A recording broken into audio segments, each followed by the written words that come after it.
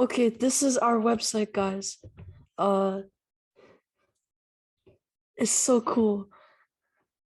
Um, Wait, are we so first or last? Like, Oh, we can do that first. Yeah. So, okay. hi everyone. I'm Andy. I'm the instructor for the Passionate Pigeons. I'm really proud of these guys. They built something super cool, and pass it over to whoever wants to introduce themselves next. I'm Michael. I'm gonna be a 10th grader uh this upcoming school year. And yeah.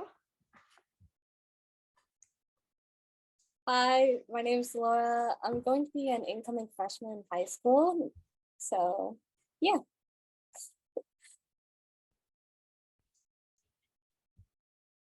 hi, I'm Leila. I'm going to be a rising sophomore, so 10th grade next year, and I did all the logo work for the website. Hi, my name's Seaena, and I'm also a rising freshman. Sorry, are you done, Seaena? Yeah, okay, cool. Hi, my name is Aziel, or Aziel, or I did a lot of I'm an incoming freshman, and I did a lot of the front end of the website. Okay. So basically our product is like it predicts it's right here in the website title, TED Talk View Predictor. So yeah, it just predicts the amount of views of your TED Talk.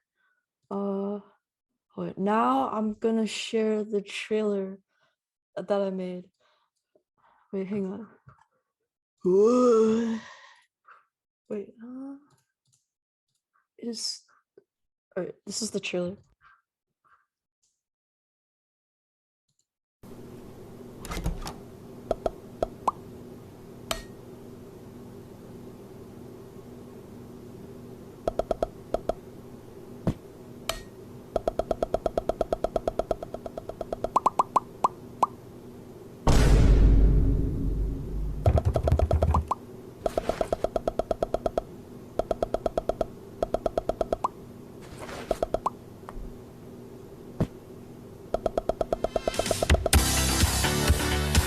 As you can see, it is a very cool trailer. Okay, now we are gonna talk about, more about our project. Okay, so like our why and our mission, like why we decided to do this. So as of late, as of our generation is very interested in social media, right? Or even virality in general. And so like especially with the rise of different social media platforms like Instagram, Snapchat, etc., like people are really interested in like going viral per se. And so we kind of wanted to pursue something of that, especially because we are of that generation, but like we wanted to have it like an education and an entertainment value. So we decided to do that with TED Talks. So like we strive to answer and understand the question of predicting virality. Like we assess the information given to us through our data set. And like, there was different columns about like the date, the ratings, the views, and etc. And so we can essentially get all those ratings, all that dates and stuff, find trends, and then use that to predict amount of views based on like a hypothetical TED Talk. Like you input the X number of ratings or like this, it was on this certain day or whatever, and it'll tell you how many views there is based on that information. And it's an XGBoost regression AI model. And so it's pretty accurate, and we hope you like our project. And this is our data set. Yes, so our interest in our data set. So our data set originates from the TED Talk website containing the information, statistics, and topics of thousands of different TED Talks. We actually chose the TED Talk topic due to a lot of the information that we found in our data set, which was extremely helpful and accurate, and containing various columns such as like views, duration, dates, ratings, comments, with a lot of different emotions that we use, such as courageous, long-winded, fascinating, jaw-dropping, obnoxious, unconvincing, informative, inspiring, confusing, funny, etc. And by filtering through these various columns and variables and testing several different AI regression models that you guys will see in our ML models tab, we settled upon the XGBoost model, which was able to produce a 0.7 R-squared score. All right, so now we're gonna go to exploratory data analysis. If you don't know what it is, it's basically like finding trends in data, more or less.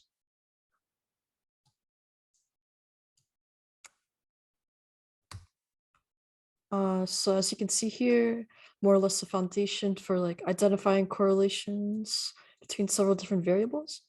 So basically it's like laying like getting idea of like what you want to do with the data or like what trends lie in the data. So it kind of helped us like figure out that stuff. So this is the bar graph I made.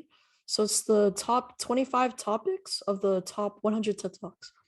So basically what it's showing is like, the most frequently talked about or like discussed in like topics about, TED Talks. So yeah. And there's this note here. It still has like general categories like TED, Brain Trust, and TEDx. These are like classifiers for TED Talk, not actual topics themselves.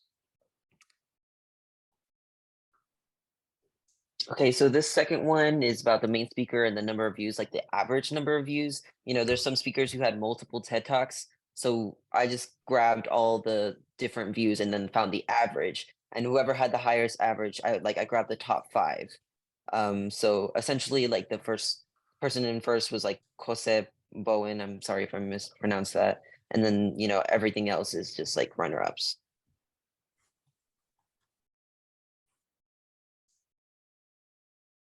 All right, so this graph is the top 5 most courageous videos. And hold on.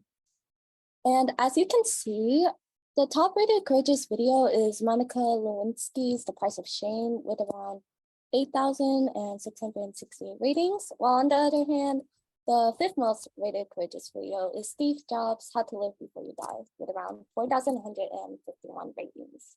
And this graph is like the top 5 most common or popular speaker occupations. So like like jobs TED Talkers have.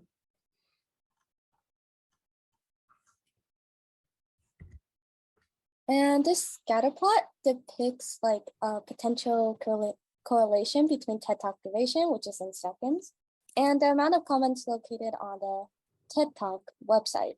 However, as you can see, there isn't really much of a strong correlation. However, the most commented talks fall between 1,000 and 2,000 seconds in length. So for our next scatter plot, it was basically charting numerical data of video duration in seconds versus views, which is on the X and Y axis. And I found that there was generally a very slight but strong correlation where we see a huge spike where a lot of the duration falls generally into the section of 500 to 1,500 seconds in length. So that's always helpful if you're trying to find a TED Talk.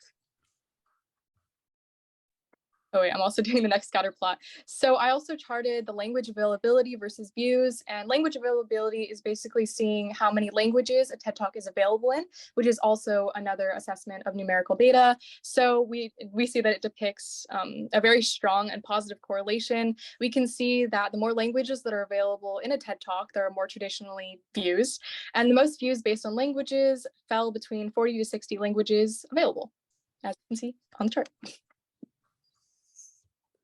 This scatter plot shows the relation between views a TED Talk has, the number of languages, and the number of speakers.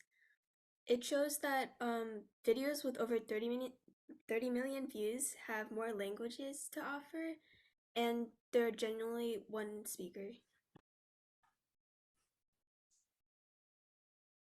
Okay, so this one's a 3D model, and it's the top associated rating. So essentially, like if you scroll down a little bit, can you scroll down a little bit, Michael? Yeah, because I'm doing or where the heat map is. So there's 3 in particular. You can see the 3 darkest spaces are like informative and fascinating, whatever. And so I essentially put that all into one graph, which is the one you see above, the 3D one. I put those 4 that had high associations with each other. And so I put them all in this 3D graph. So it has 4 different values. So they're very closely related. As you can see, like it does have a positive correlation. And so going back to the heat map, it's just showing the relationships between the different ratings of all the different rating columns we had. And with the darker ones being more closely related. Okay, so next we move on to our line graphs, and the very first one depicts positive emotions versus the years, which is basically charting the positive emotions and ratings over the many years that the TED Talk was available in. And so we see that overall, the positive ratings decrease over time, and whether this is attributed to the more viewers back in 2006 or just the general decrease of positivity over the years in general is unknown. But we see overall inspiring is still the most used rating over time when we're thinking about positive emotions in TED Talks.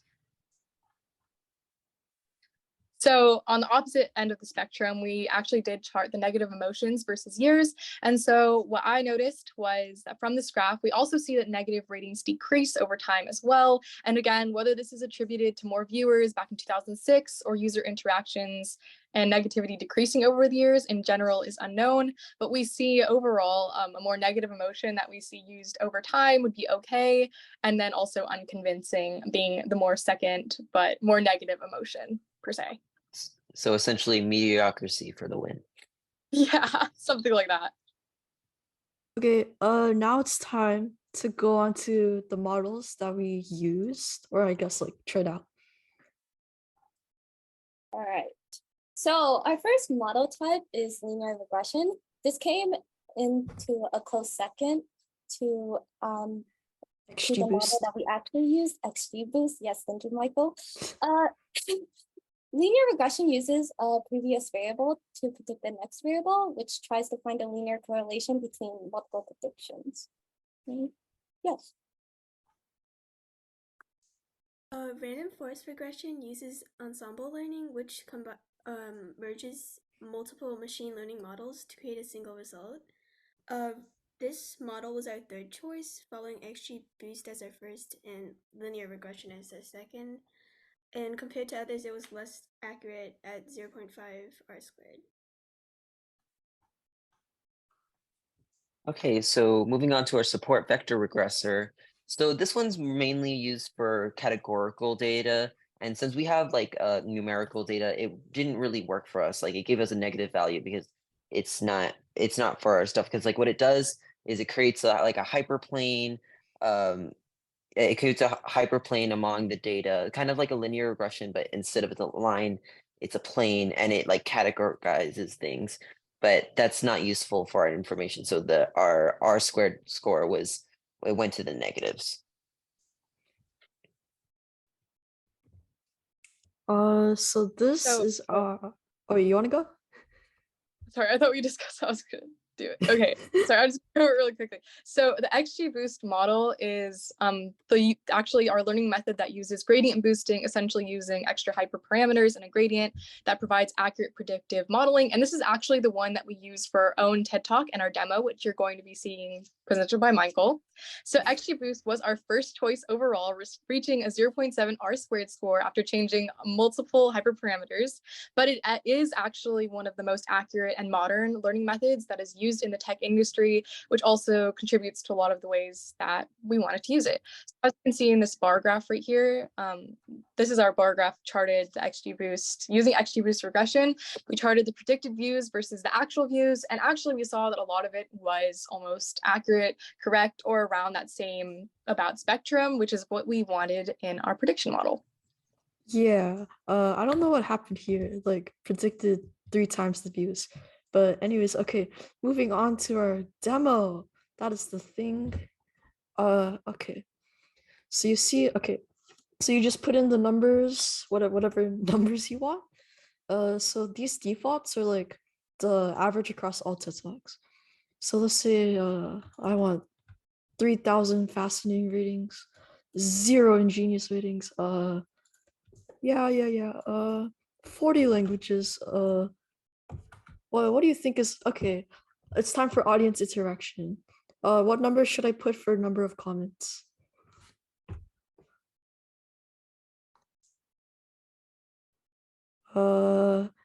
Okay. 3,000. I'll just put 3,000. Date. You can select a date, and it will select it, and then you predict it, and kaboom! It's like you get the views, and it works. Shout it's out, amazing. shout out to Michael and Ozzy who worked so hard yesterday after it crashed a little. And also shout out to doing that. What after hours? Shout out to them for that. Thank you. Okay. Yeah, Michael did mostly the back end, and I did the front end of this page. And then this is our about us. This is where we talk about ourselves. And so it's got all the things about us. Then it's got Leila's amazing drawing. I want everyone to look at this drawing and say, wow, that is amazing.